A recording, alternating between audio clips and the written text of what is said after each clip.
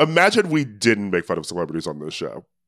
I would be. What would we talk about? I simply wouldn't have a voice. I wouldn't listen every week. Let's be honest. See? I feel like this podcast is so boring.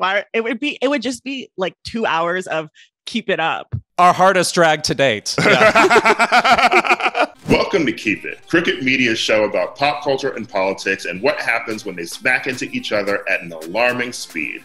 I'm your host, Ira Madison III. I'm a television writer and Fall Out Boy fan. I'm Louis Fertel. I'm a TV writer and Jane Fonda historian. And I'm Aida Osman. I'm a TV writer and alleged comedian. Let's get into it. My Keep It this week goes to Meghan McCain. She's back, baby. She did an interview with Ramin Satuda, who wrote Ladies Who Punch, the book which describes the goings-on at The View. He is also editor of Variety, and he did an interview with Meghan, her finally revealing why she quit The View. She said when she had a leave of absence from the show and she came back, she asked, did anyone miss her? And Joy Behar said, nope, didn't miss you. 0. And she cried during the commercial breaks, and Joy never apologized to her, and that's when she made the decision she had to leave. I was about to jokingly say, oh, did Joy Behar push her out of the studio with a broom one day? And basically she did that verbally.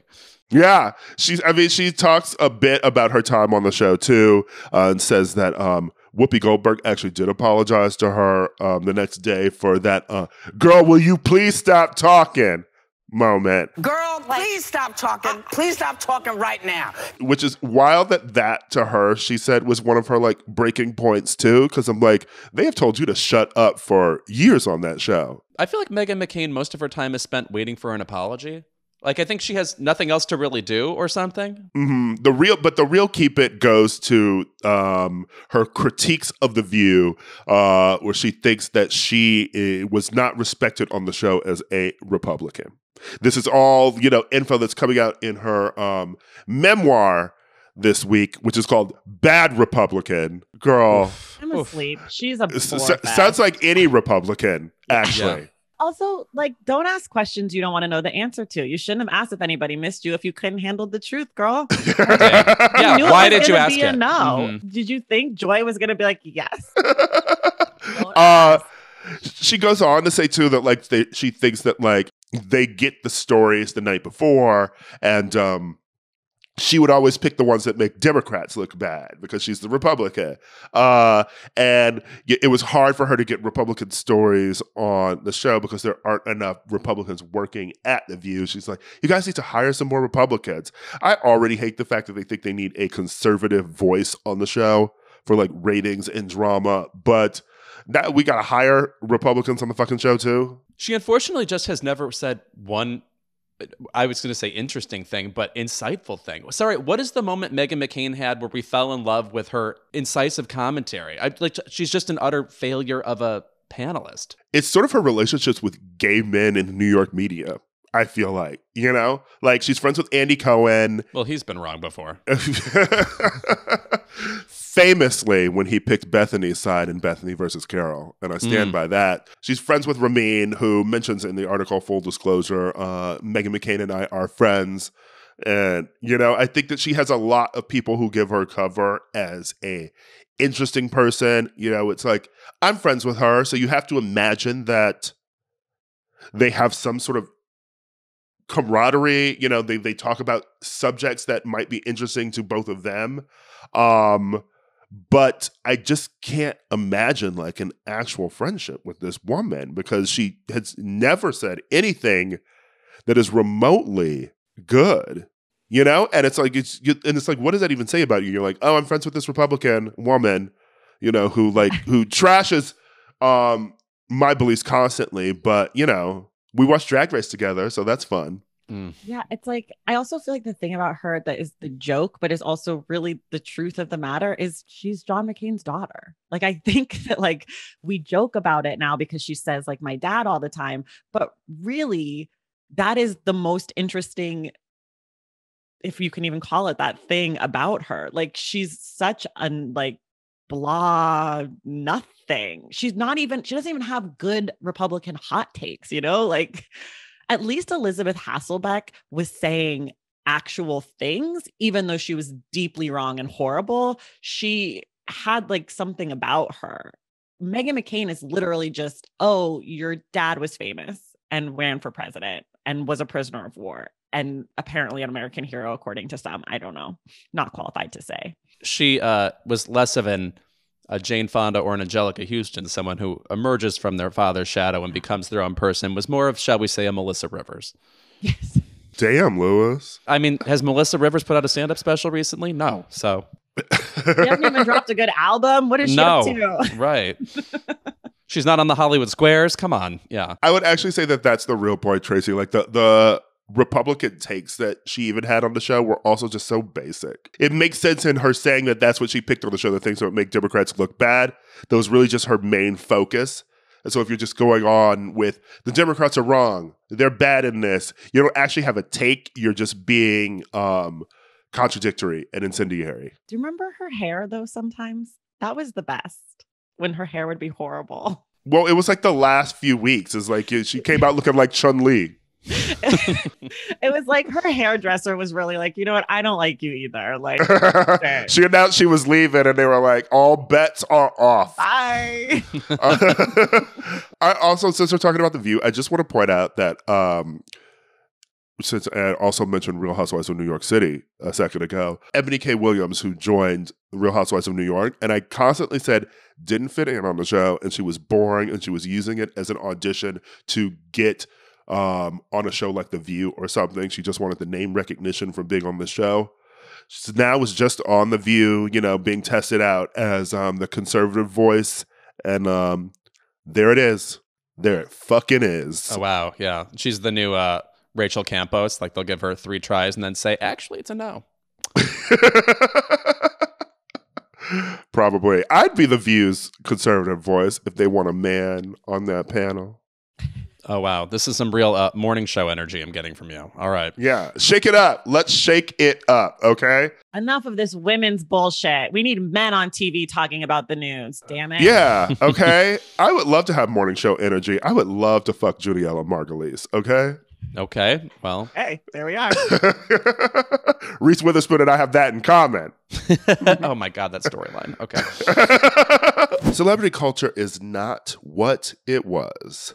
Now that the rich and famous populate the same social media platforms as our friends and family, they seem a little less godlike and a little more just like us.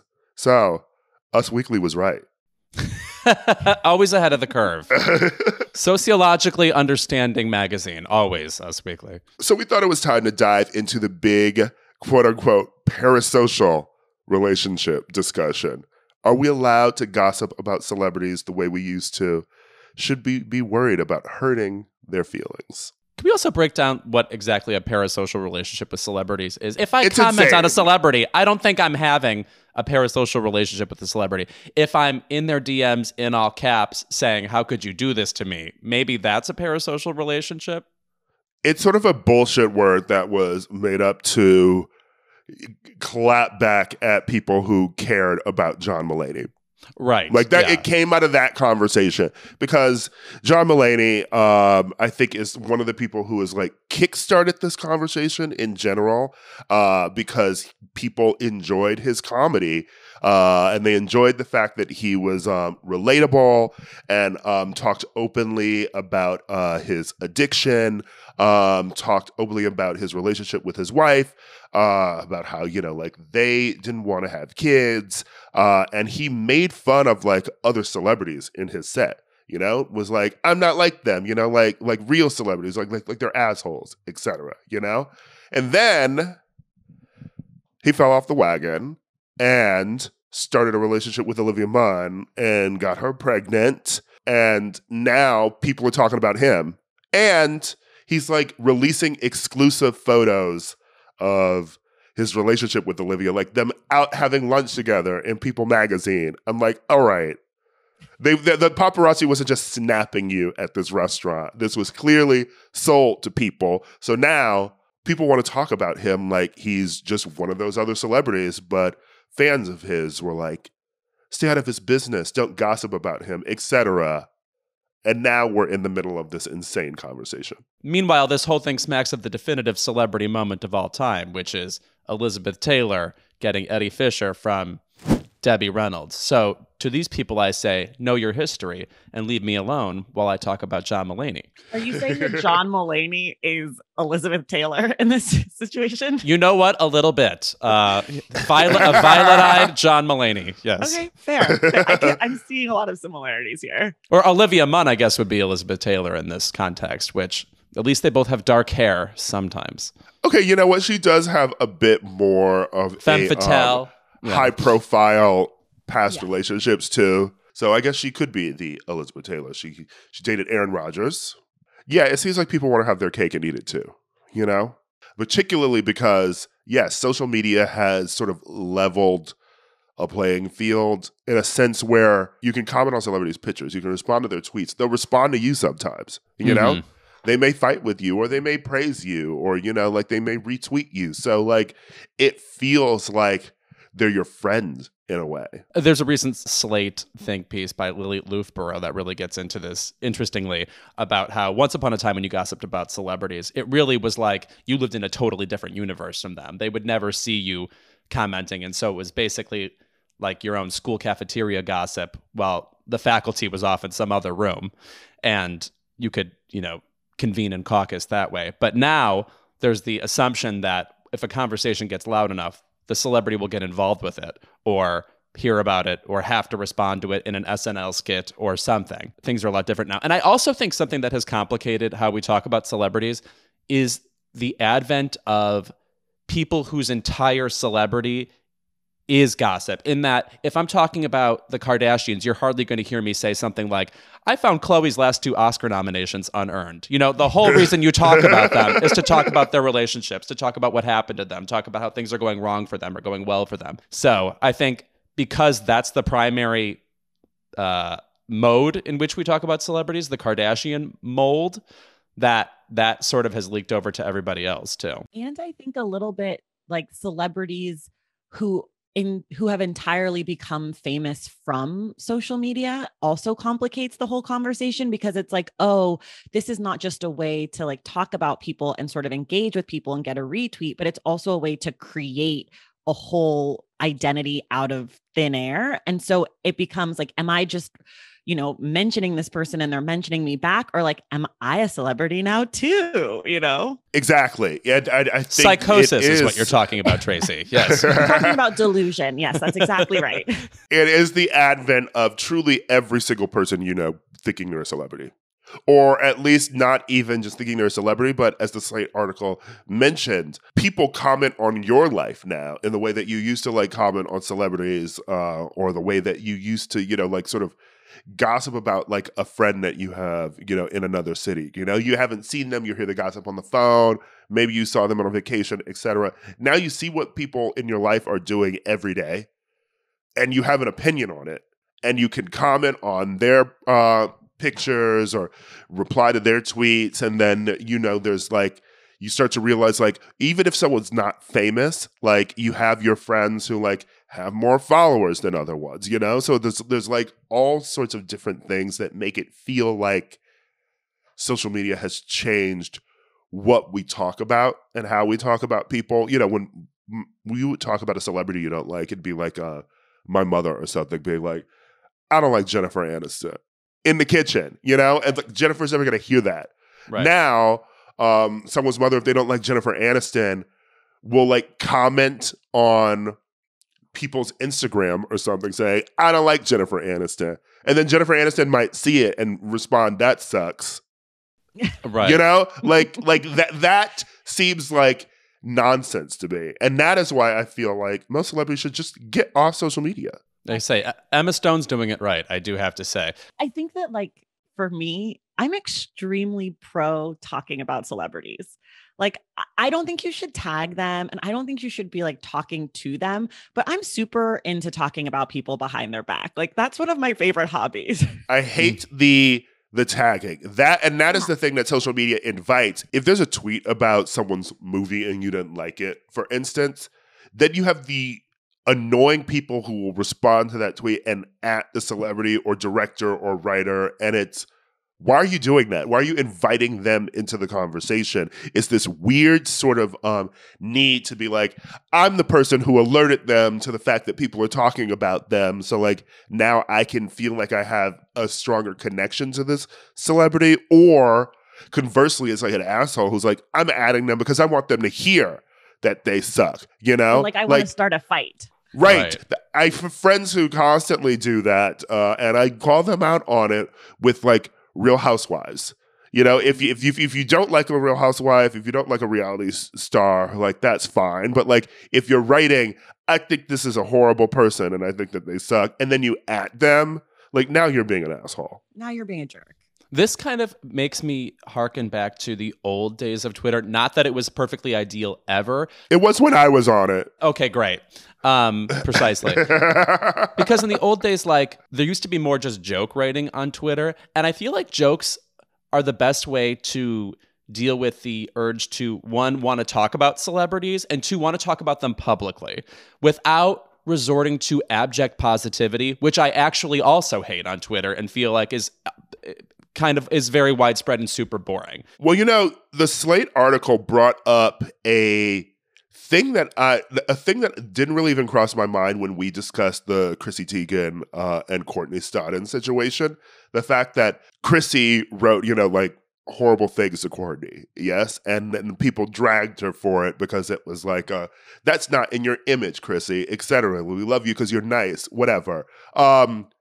It brought up that during the time when she made those tweets about Courtney, Gawker like basically had an article that was like, Courtney Stodden shouldn't stop existing. It ignores the fact that during that time, everyone talked horribly about celebrities in really gross and brutal ways. No, dramaturgically, I want to go back to that time and explain it to everybody, because I know we were all allegedly there, but it was like, there was just a hardcore cynicism about, I think it's like advent of the Kardashians. It's like a new kind of celebrity supersaturation was occurring. And so the reaction was a sort of immature hyper cynicism, as if it was immediately earned because we all agreed we were so sick of hearing about these people, you know? So the humor got to be way more caustic and way meaner, just on average. We came out of that eventually, but I mean, sometimes we did. But there's this assumption that it was just Perez Hilton and TMZ. Right. You know, whenever we talk about Britney, and I think it was celebrities like Britney and Lindsay seeing like the after effects of what that like the media and paparazzi machine did to them that sort of like made us pull back, and we're like, maybe we don't want to be that cynical when discussing celebrities, but it was not just those places talking about celebrities. It was everywhere. You know, It's like not just Gawker, like any other websites were like assholes to most celebrities, you know? But also in this regard, I hate when Perez Hilton comes up in this way, because I also find him underrated. There's a take. Well, get ready. The tenor of talking about celebrities was so, and I don't mean to say this is bad or that I don't appreciate it sometimes, but the red carpet, which is everybody looks stunning and we're a fan of everybody equally, and there was no actual connoisseurship of what these people do or like individual appreciation. And part of what Perez Hilton did, I think, was inject actual fandom, which is to say, oh, I'm a Madonna super fan and I know when Madonna's messing up and I actually am an authority on this. Now, I know he also had a lot of humor that was just drawing cum on people's faces and stuff. But even that, in a benign way, was a new kind of irreverence in talking about celebrities, and I find it a little bit underrated historically. I understand it was also mean, but then I also hate like him having to go on Ellen and explain being mean to Ellen, who meanwhile is being mean at other times. So you know what? It was Fellini-esque, if you will. Okay. Wow, girl. Now you write for Slate. Okay. Louis, I feel like to what you're saying, though, that Perez Hilton change of like fans being authorities on celebrities is what's led us to where we are now. It's like the access and the feeling like if you have a take or you have insight to this person that you know them and now can tell them what to do.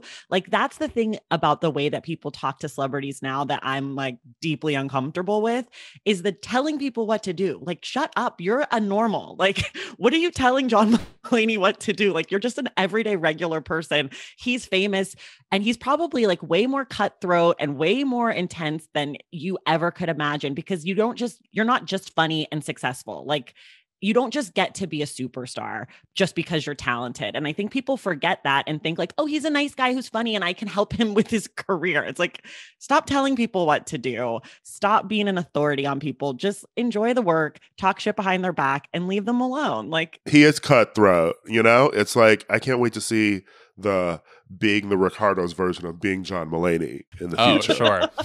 You know? Javier Bardem as John Mulaney, of course. Nicole Kidman as Olivia Munn. Yeah, what? I've Same heard stranger accent. things, frankly. Yeah. And now we have fans who basically demand movie reboots go a certain way because they were such a fan of the original and stuff. I mean, there's definitely a core of people out there who think they're not just fans, but entitled to run the machine based on being, I don't know, giant babies. Yeah, right. Well, and it also then brings into the conversation how we discuss, you know, like bodies of celebrities too. You know, like we've got to a point where we, you know, like have a conversation about how we discuss women's bodies, you know, but then there's male bodies, you know. There's the recent profile of Kumail Nanjiani that E. Alec Young wrote. You know, it discusses how like people have like opinions about his body now because he got his like super soldier on to be in a Marvel movie, you know? And there's this sort of thing of like, do you talk about this? Do you not talk about it? You know? I feel like, didn't also Jonah Hill, he's been coming out recently being like, stop talking about my body. Like, stop being weird. I get Jonah's, because Jonah is almost sort of like the thing that like Lizzo or like sort of other like fat people in the media have said they want conversations around them to not revolve around how like, you know, like how brave they are just for like bearing their body in public. The conversations around Jonah is always like love him just being himself, surfing, etc. Like, and it's like, he's just surfing. Right. Leave him alone. So you know, it's not brave. Yes, it's very patronizing. It's not brave that he existed, that he didn't shoot himself in the head because someone might talk about his body. I think what's interesting though, when we talk about bodies, is like that Jonah Hill or Kumail Nanjiani and like these men are somehow leading this conversation, even though 99% of it is happening to like women and queer celebrities. And it's like these straight guys are the ones who are really like trailblazing. And it's such a double standard, because then you have Adele. People are obsessed with her body, like cannot stop talking about it. But for some reason, Kumail is like the leader of this conversation, which I find to be really interesting and obviously a little ass backwards. Yeah. Well, I will say about him, though, I do feel like a part of it is a lack of literacy about how a male body gets completely jacked. Like, there's just a general like suspicion that tends to coat conversations about this, you know, but like, because the truth of the matter is, I honestly don't know who's on steroids. Like, I don't know who's like treating their body certain way. Like, because I believe you can just get jacked by working out and having like Disney give you the 165 sacred steps to a great body or whatever. So I feel like people are also just mystified too. And also it goes along with this conversation that we were talking about with John Mulaney of, well, he used to be a normal and now he's done something to graduate into this like super celebrity status where he resembles, you know, the Adonises of yore. I mean, you don't get Oscar nominations and then stay normal, okay? I'm sorry. We're talking about Ruth Negga. I'm talking that bitch just ain't the same Ruth she used to be. When she was in Ad Astra, I was like, I don't know her anymore. Okay, and now she's walking around passing for what? Passing for what? Director Maggie Gyllenhaal, explain it to me. Well, we're not going to solve it here, but I think that we have clearly come out on the side of we're still going to talk about celebrities. Imagine we didn't make fun of celebrities on this show. What would we talk about? I simply wouldn't have a voice. I wouldn't listen every week. Let's be honest. I feel like this podcast is so boring. It would just be like 2 hours of keep it up. Our hardest drag to date. Yeah. You were one of the people in the comments. I hate this nice shit. And I was tagging both of you like, Ira, did you see how much I hated this? And then I reported you to Twitter. I was like, get out of here. Whoa. It was you. Wow, it was you. This is Succession. Real. Oh my God. You're Kendall Roy. And now you're on the show. You've Here come I to am. steal it from me. I think the solution is you got to keep it light, stay out of celebrities' mentions, keep it to text threads most of the time. But if you're going to post in public, keep it productive somehow. You can you can do this by add a little joke, a little irreverence. Don't bring in people. Don't encourage the worst people on Twitter to respond to you. I don't know. So yeah, we're gonna continue to be pro mocking celebrities because I think honestly there's enough of a breed of podcast now that is truly just nice to every celebrity. Everything's great. You know what's the best show on television? 9 Perfect Strangers. And you know what's also the best show on television? Living Spaces Tel Aviv. I don't know. They just knock down Palestinian homes on Living Spaces Tel Aviv. There are 2 things I instinctively don't trust. People who only stand one thing, like their whole identity is wrapped up in Lady Gaga or whatever, and people who stand everything. You got to be somewhere in between. Pick 4 things. Discerning. You have to hate some things. It's like your personality can't be positivity. I'm sorry. It's not that's when you end up being nice. You know, like, oh, they're so nice. I love Lewis. He's so nice. Like, what does that mean? My nightmare. And as the witch said, it does not mean you're good or kind. You're just nice. Ding. Yes. Sondheim, look it up.